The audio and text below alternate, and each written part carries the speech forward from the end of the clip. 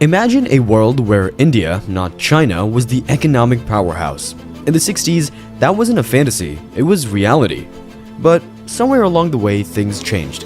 China roared ahead while India, despite its English speakers, democracy, and prime global position, felt left behind. Now, something's shifting. According to Goldman Sachs, it's a booming population and a startup scene crackling with energy. India's eyeing the third spot on the world's economic podium, currently held by Japan with a GDP of over 5 trillion. The IMF has called India a star performer, one of the fastest growing economies in the world. India, which is set to grow more than 6% this year, that's more than any other major economy. Let's start off with some history. India, under the Mughals, were like a glittering marketplace. Its wealth even outshone China for a time. But as the Mughal Empire weakened, the British East India Company seized control, changing India's fortunes. China, facing its own challenges, held on to its economic strength by forming strong agricultural roots. In a twist of fate, India, once so prosperous, became a colony, while China remained a major power. Then, in the 1950s, newly independent India faced a daunting task. Partition had displaced millions and crippled infrastructure. Prime Minister Nehru, inspired by socialist ideals, championed 5-year plans, funneling resources into heavy industries like steel and dams.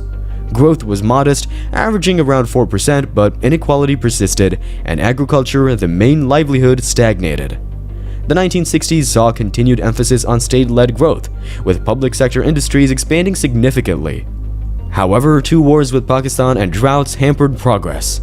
Food insecurity prompted the Green Revolution, a technology push that transformed agriculture, doubling grain production in the 1980s. But landlessness remained a concern, and industrial growth slowed due to bureaucratic inefficiencies. The 1970s were marked by political instability and growing discontent with state control. Inflation skyrocketed, leading to Indira Gandhi's emergency rule, which saw increased state control and limited freedoms. Despite some improvement in poverty rates, economic liberalization remained a distant dream. The 1980s ushered in safety reforms under Rajiv Gandhi. Trade restrictions eased, encouraging exports and private investment in specific industries was permitted. Yet the fiscal deficit ballooned and infrastructure bottlenecks constrained growth. Despite challenges, this decade laid the groundwork for future liberalization that we associate with India today. The 1990s, under Prime Minister Narasimha Rao, witnessed a dramatic shift. Facing a looming balance of payments crisis, India embraced economic liberalization with open arms.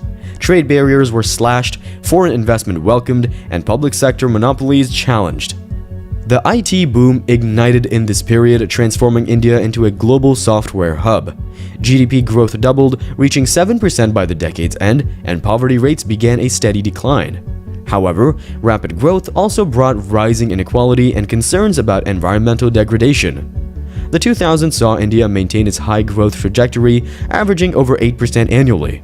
The service sector boomed, fueled by IT, telecom, and finance. Infrastructure development improved, although inequalities in access and quality persisted. Social welfare programs expanded, further reducing poverty. Yet challenges remained, including rural distress, high inflation, and corruption.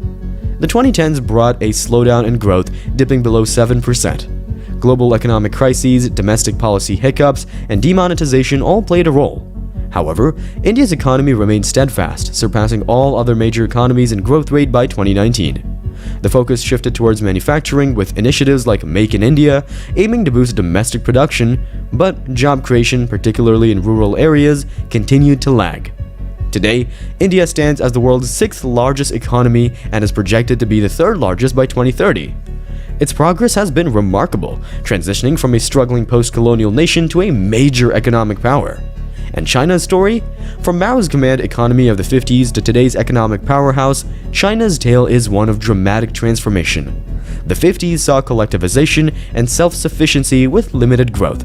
The 60s and 70s brought industrialization efforts that laid the foundation, but also the chaos of the Cultural Revolution. The turning point came in 1978 with Deng Xiaoping's gradual reforms.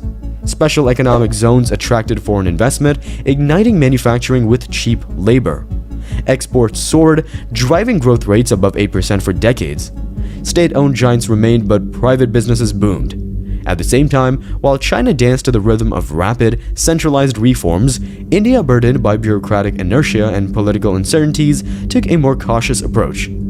The License Raj, a web of permits and regulations, continued to stifle entrepreneurial spirit. Import substitution remained the mantra, fostering self-reliance in fields like steel and pharmaceuticals, but missing the global trade wave that propelled China's meteoric rise. However, for India, the 70s weren't entirely devoid of progress. Indira Gandhi's cautious liberalization measures loosened controls on some industries and encouraged foreign investment, albeit still hesitant steps compared to China's breakneck sprint. Unlike China's export-driven strategy, India's focus remained inward, prioritizing domestic development and food security. This approach, while slower, fostered inclusivity and laid the groundwork for future success in sectors like agriculture and IT. Coming back to China, education was prioritized, creating a skilled workforce. Infrastructure exploded, connecting factories to ports and consumers. Government support and strategic interventions guided key industries. This potent mix made China the perfect investment dreamland. At this point, you must be wondering, why have people started comparing these two Asian giants? Aren't they vastly different from each other? Well, India's economic future shines bright, with projections painting the nation as a future powerhouse. Reports from Goldman Sachs and S&P Global predict India to become the world's third largest economy by 2030, surpassing Germany and possibly even Japan. This impressive climb begs the question, what's fueling India's engine? Firstly, India boasts a demographic dividend. Its young, growing population, expected to reach 1.5 billion by 2030, translates to a vast workforce. As this demographic ages and enters the job market, it will inject dynamism and consumer spending into the economy.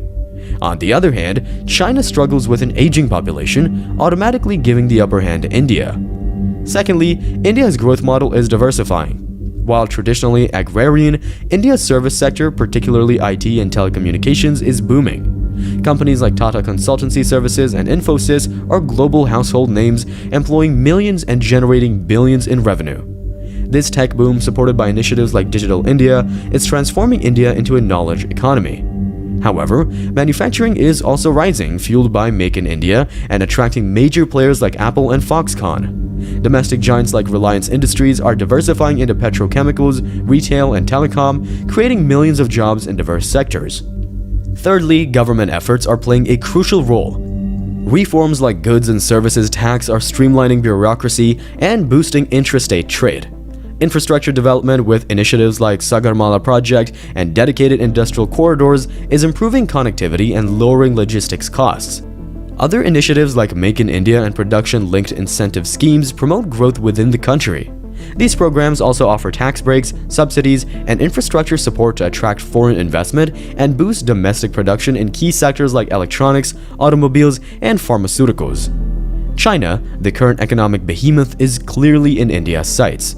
While China's GDP remains significantly higher, India's projected growth rate of around 7% could outstrip China's of around 5% in the coming years, narrowing the gap. Could India become a threat to China? Not immediately. China's size and established manufacturing prowess remain formidable. However, certain factors about India are just becoming too powerful to ignore. Like mentioned before, India's manufacturing sector, once seen as a lagging giant, is experiencing a renaissance. While not yet a global powerhouse, it's exhibiting promising signs of growth and potential, attracting comparisons and even cautious optimism about challenging established players like China in some key areas. Let's begin with cost competitiveness. Labor costs remain significantly lower in India compared to developed nations like the US or Japan, and even compared to China. The gap is narrowing. This attracts companies seeking cost-effective production bases, particularly in labor-intensive industries like textiles and apparel. Second is India's engineering prowess, which is known globally as one of the best. The country produces thousands of engineers each year, so there's really no shortage of talent in the country. Third is the domestic market.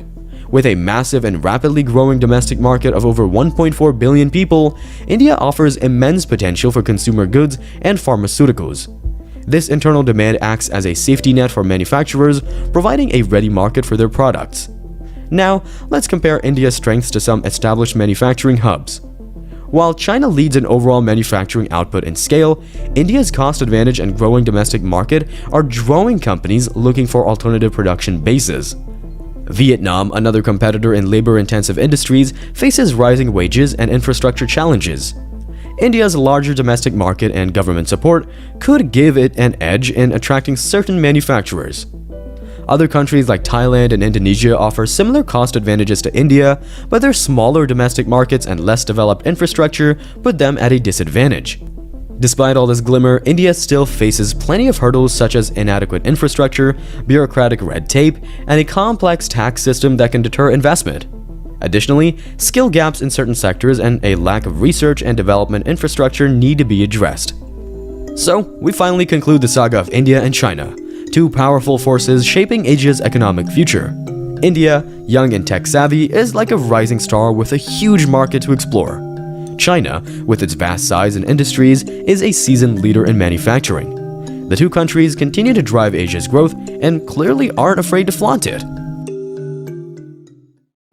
Be the greatest. Everybody on the fake shit. I look around and feel like everybody is the fakest. I make this every day and I'm impatient, hoping one day I blow up from the basement. Statement, the top is so vacant. I don't hear shit that I think is amazing. Waiting for my day when I'm playing sold out shows for 1,000 faces. Hey, give me that crown, get in my way and to be put down. It ain't your place, all this my town. If I want that shit, then I'll get it right now.